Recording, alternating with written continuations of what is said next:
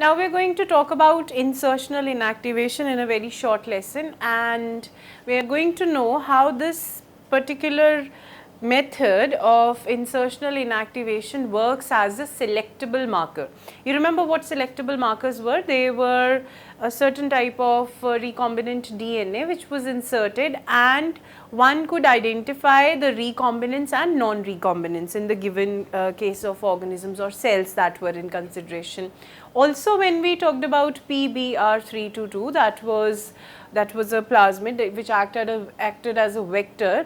We talked about the antibiotic resistance genes, and those genes were imparting a quality of antibiotic resistance into the E. coli, and that helped us to distinguish between the recombinants and non-recombinants. Now, I would want you to recall that process that we had studied.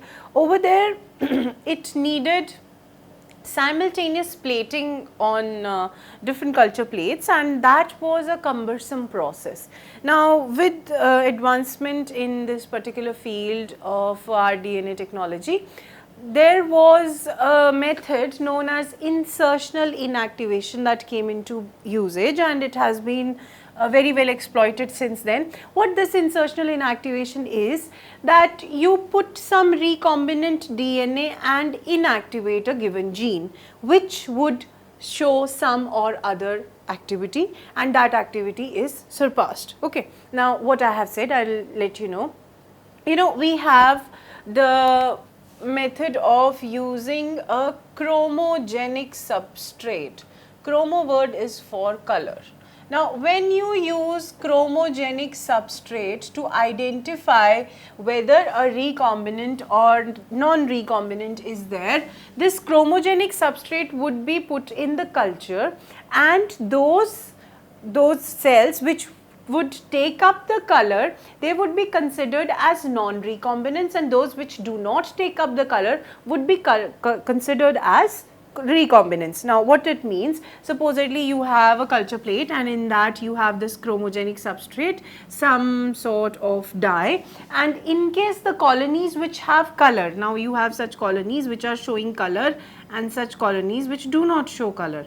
Those which have shown color, they are non-recombinants, and those which do not show color, they are recombinants. This is what is to be identified. Now, instead of plating simultaneously the colonies, those which survive, those which do not survive as when subjected to the antibiotic, that is cumbersome in a way. Over here you simply see the color, what is visible to the eye, and you can make out which one is recombinant and which one is non-recombinant. Now, how it happens? It is often taken into consideration that chromogenic substrate is used, and the gene that is used for coding beta galactosidase is inserted with foreign DNA. Now, because the gene has been inserted with foreign DNA, recombinant DNA, along with your gene of interest, this beta galactosidase enzyme production stops. When the production stops, the recombinants will not take up the color, and it is very clear those which are not colored, they would be recombinants. Otherwise, when the insert is not there, the beta galactosidase gene is there, the enzyme is being produced, and the colonies are able to take up the colors. So, it is very clear, and by clear I mean to say that you can see it from your eyes, the color that is being taken up, that would be present in the chromogenic substrate. Those which take up the color, they will be non-recombinants, because an insert is not put inside the gene which encodes for beta galactosidase. So, this method has been exploited to great extents over that antibiotic method, because this is not as cumbersome as the previous one. So, you have to keep this in mind, what insertional inactivation is.